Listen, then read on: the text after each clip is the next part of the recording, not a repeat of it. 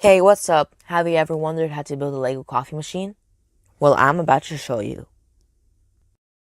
Simply start off by getting a 2x2 plate and a 1x2 grill piece and place it on the front. Next, get a 1x2 plate and place it on the back. And the last piece is to get a 1x2 modified brick and place it right there. Next, get a 1x2 bracket piece and a 1x2 plate and place it as shown. Then place a 1x2 tile on top and connect this to your build.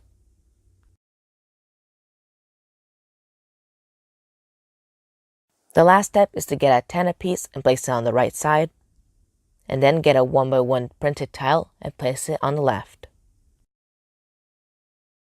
If you did enjoy, please leave a thumbs up and I'll see you next time.